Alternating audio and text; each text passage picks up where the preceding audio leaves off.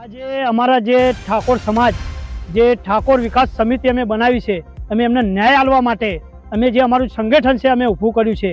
કારણ કે આવા ખોટા દસ્તાવેજો થતા હોય છે, ઠાકોર એવી હોય કે ખબર પડતી નથી, એટલે લોકો એમને ચીટિંગ કરીને પણ આવી દસ્તાવેજો ઊભા કરી દેતા હોય છે।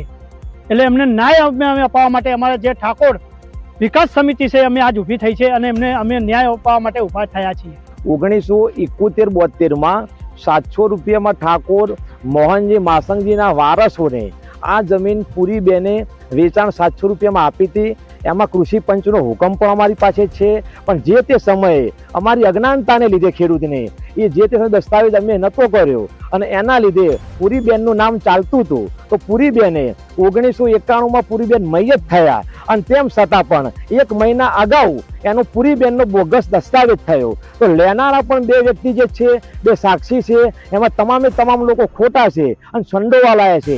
પાન કાર્ડ એમનું ખોટું બન્યું, આધાર કાર્ડ એમનું ખોટું બન્યું, એમના બેંકના જે ચેક છે એ પણ ખોટા આપ્યા અને એ જ દસ્તાવેજ કર્યા પછી અમને જ્યારે ખબર પડી, સમગ્ર માહિતી એમને ખબર પડી, તો મહિના પછી એમને હવે 13 તારીખે દસ્તાવેજ પાછો કર્યો। જો પૂરીબેનના 2 વારસ અંદર નહીં બતાવ્યા દસ્તાવેજમાં, તો પૂરીબેનના 2 વારસ ક્યાંથી આવ્યા અને પૂરીબેનના વારસોએ પૈસા નથી લીધા 50 લાખ, તો 50 લાખ પાછા કેમ આપવા પડ્યા એ પણ અમે ખરેખર જે દસ્તાવેજ રિટર્ન કર્યો એમાં આની સમગ્ર માહિતી, સાચી માહિતી અમને જાણવા મળી કે જો દસ્તાવેજ તમે પહેલો કર્યો બોગસ છે, એ સાબિત એમને જે દસ્તાવેજ પાછો કર્યો એના દ્વારા સાબિત થાય છે।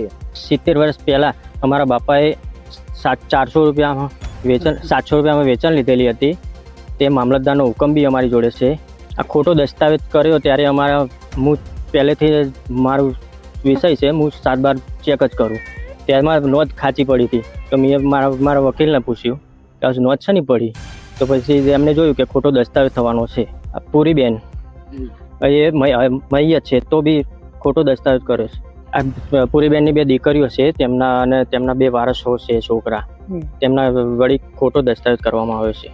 અમારી જમીન પાછી મળી જાય એ જ માગશે અને આ ખોટો દસ્તાવેજ, ખોટા ચેક બનાવ્યા, ખોટા આધાર કાર્ડ બનાવ્યા, સબ રજિસ્ટર બી આમાં સામેલ છે।